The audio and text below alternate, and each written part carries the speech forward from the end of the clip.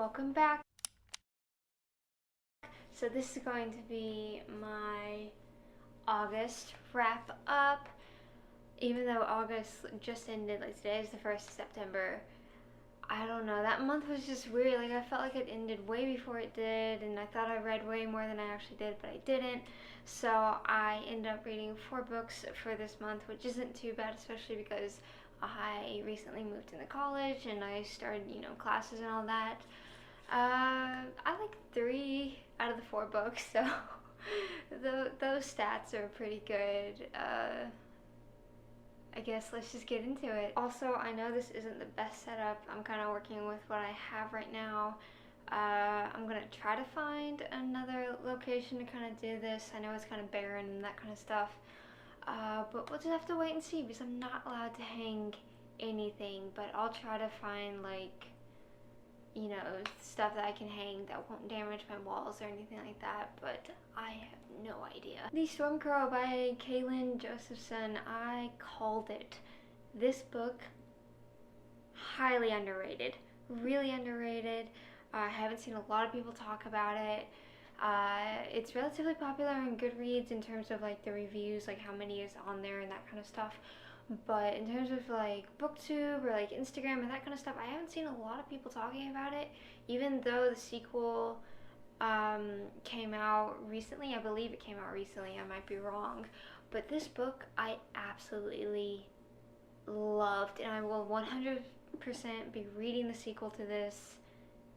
Yes, I will admit though, I gave it 5 stars, I believe. I don't remember because I changed my review from 5 to 4 back to 5. So it probably, if we're being honest here, rests somewhere between the 4.5 stars. So yeah, but I liked it. And yes, I do understand there are some flaws in this book. It's not as character driven as I would have liked it to be. And you guys know me, I love character driven books. And I thought this was going to be it. And it kind of was in some parts, and it kind of wasn't. I don't know. Without spoiling anything, there's low-key a love triangle, but in here it actually works, and I kind of like it. And you guys know me, I hate love triangles. So what it is she likes someone, and that someone likes her, but then the prince that she's set to marry, and that's not a spoiler, it's on the back, the prince that she's set to marry ends up kind of liking her, but she doesn't like him back. She makes that very known. So in that respect, it is a love triangle, but I like it because it's not like she's having to choose, if that makes sense. She's not, oh, which one should I do? Oh, poor me, I have men fighting over me. No, she makes it very clear, hey, I like this guy. I'm sorry, I don't share the same feelings that you have. And it actually shows that hurts him, and that's very effective. So yeah, that's the kind of love triangle that I will stand to read. I will say I was terrified when I first saw the inklings of a love triangle coming on. I was like, oh no, this book was so good. It has so much going for it, and it's just gonna absolutely just wreck me. And that didn't happen, thankfully. So yeah, I'm 100% going to be reading the sequel. Highly underrated book. Coraville by Stephanie Garber. This book I absolutely loved. I think I gave it 4 stars, but again, this one is probably within the 4.5 category of that. I absolutely love this. I love the setting of it. I like the twists in the end without spoiling anything, but I will say that some twists, they happened so quickly that I felt like Stephanie was kind of just doing a twist for the sake of a twist. Like I personally could barely process one of the twists, and then another one would happen. I'd be like, what was the twist again? Is this the twist or is that the twist? Or are they both twists? And then another one happened. I'd just be like, oh my goodness, my brain hurts. But it's okay. I will 100% be reading the sequel to this. It's called Legendary. The only problem that I can see with Legendary is it follows Scarlet's sister. Tella in this book was not my favorite. I never really connected with her. I kind of found her to be annoying. In the climax, she really got on my nerves. I didn't really care what happened to her. I would have preferred the sequel to continue to follow Julian and Scarlet because I really like them together. But at the same time, again, without spoiling anything, Tella is, I guess, in this web that she's weaved herself into with Legend, and she has to try to get herself out. So the plot is interesting. I just hope that this character grows on me because I didn't like her in this book, but Legendary does have a higher rating than this book, so I'm just going to trust that there's a lot more character development. I hope I like it, but yeah, I will 100% be reading the sequel. Sorcery of Thorns by Margaret Rogerson. I have the physical copy of this book, but I didn't bring it with me to college, so you guys are just going to have to do with the picture wherever I decide to put that on the screen. This book I gave 4 stars. I liked it. It wasn't my favorite. It was a nice little standalone fantasy, so if you guys do like standalone fantasies, or if you're tired of reading fantasies that are, you know, always in a series and that kind of stuff, I would recommend this book because it is nice.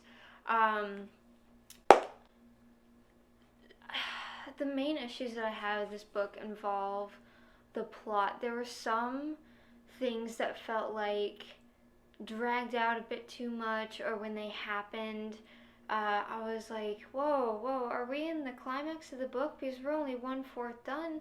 And no, that was just a minor speed bump in the road, but so many of those speed bumps would occur. I'm just like, so much is happening in this book, if that makes sense. Like, I almost feel like any one of these minor speed bumps could have been taken and made into a, you know, a full-length novel, the same length that, you know, Sorcery of Thorns are, but it was just like random at times. I'm like, oh, okay, this is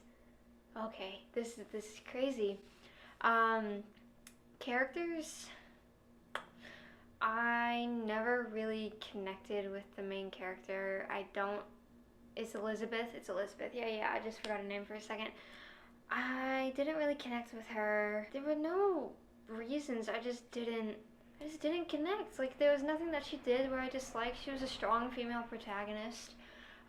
You know, she was smart, she was clever, that kind of stuff. So it wasn't any of that. I just, you know, I was never like, ooh, I hope she succeeds and all that. The main characters that I did connect with were Nathaniel, which is her love interest, and he's also a sorcerer. I absolutely loved his character.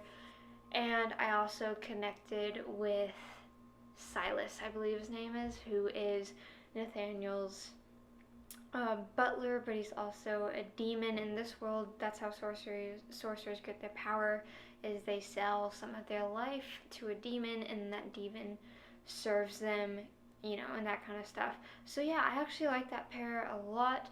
I kind of almost wish that there would have been a bit more backstory involving Nathaniel, but the parts that we did get were enough to satisfy that. But yeah, I really like Nathaniel. He's really cheeky. He kind of reminded me of Nikolai in Shadow and Bone in that trilogy, so I really enjoyed that. But yeah, it didn't really leave that big of an impression on me. I liked it just fine. I didn't love it. That's kind of all I have to say.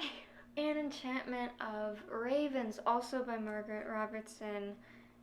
This book I did not like. One of the things that kind of threw me off in Sorcery of Thorns were the descriptions. Sometimes they would take you out of the story because they were so detailed, and they seemingly kind of came out of nowhere. But they were pretty descriptions. They were just like, you know, they would be paragraphs of like just, you know, detail. I'm like, okay, let's get back to the dialogue. But in Enchantment of Ravens, this style actually worked a bit more because the main character, and this one is told in first person, is a painter. So I kind of expect her to see a world like that where she notices like these minute details, like that kind of stuff. So that writing style, it worked really well for me. In the beginning, I liked the female protagonist. I forget her, Isobel. That's it, Isobel, with an O in there. Yeah, I actually kind of liked her. I thought that she was very talented. there were some aspects that kind of threw me for a loop involving this world. At first I thought it was going to be an urban fantasy, but I was kind of wrong and kind of right. It's not an urban fantasy in the sense that the town that they're in is in our world. They call our world the other world. The town that they're in, they're humans, but they kind of coexist with the fair folk. Like, they make crafts for the fair folk and that kind of stuff. So yeah, that kind of threw me for a loop. I got kind of confused and I had to read back. I was like, oh, okay. In case you haven't noticed, I'm not completely diverse in fair folk.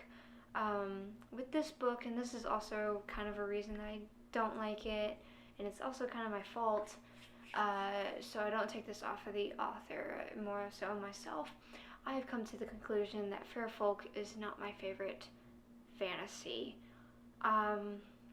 In Cruel Prince, when I read Cruel Prince, I liked it just fine. It did nothing for me. I kind of felt it to be weird. I thought that there were a lot of rules. Little did I know, and yes, I know I'm very stupid, that there's an entire subgenre of fair folk out there, and this is one of them, and I came to the conclusion that I don't like it. I don't like fair folk fantasy or whatever it's called. I don't know what it's called. It's not my favorite. So yeah, there were a lot of rules that these fair folk had to follow, and some of it was kind of, cheeky. Like, if she bows, they have to bow back. So yeah, I kind of like some of that stuff, but when it was just, here's a rule, here's a rule, here's a rule, here's a rule, I was like, I can't remember all these rules. I'm gonna skip to the next page. I had to actually get this book on Audible in order to finish it because I had no motivation to read the physical copy whatsoever, if that tells you anything. And it wasn't just because it took place in fair folk fantasy. I don't know, please correct me down in the comments. I know this isn't right, but I'm too lazy to look it up. I know it's just not because of that, but the female character, the protagonist that I liked in the beginning, she meets the Autumn Prince and immediately turns into insta-love. I hate insta-love with a passion. Almost as much as I hate love triangles. I don't like insta-love, but yeah, this relatively strong female character was reduced to, oh my goodness, he's so pretty, blah blah blah blah blah. Like, all of her sense was taken away, and I'm just like, oh, okay. And I liked Rook. He's the Autumn Prince. I actually really enjoyed his character in the beginning. And then this kind of happened with Carden from The Cruel Prince in the first book, and I didn't particularly like this aspect of it. But you take, like, this super fun or, like, bad A character, whatever you want to call it, charismatic, whatever, and you just reduce them to, like, this love puddle that's willing to do anything for this girl, even though they just met. Like, I'm not spoiling anything, but I really want to spoil everything. Like, I might do a review on this book, but I don't think I will. If you want me to, let me know down in the comments below. But oh my goodness, this book like, at the very end of it, like, love was controlling them. Like, they're like, I'll die for you. I'm just like, you've known each other for a day. I'm not even kidding. I think they knew each other for a week or less. I was like, oh my goodness. Like, please, just give me some development. There was some development involving Rook and that kind of stuff. But it just wasn't enough to keep me interested. I had to finish this on Audible, like I said, so I gave it 2 stars. I just didn't like it. But yeah, on that sour note, that is what I read for August. As you can tell, I like 3 out of the 4 books. One of them I really didn't like, but I'm kind of glad that I read it. I don't know. But yeah, September, I don't know. We'll just have to wait and see. You guys are going to have to wait for my September TBR. I'll fill you in then. But yeah, 4 books. Not the worst, not the best. I'm happy with it. I'm having fun here in college. So Thank you as always for watching. Don't forget to like, share, comment, subscribe. And it would mean the world to me if you followed me on all my other social media videos such as Instagram, Facebook, Twitter. Those will be listed down in the description below. And I'll see you in the next video. Bye.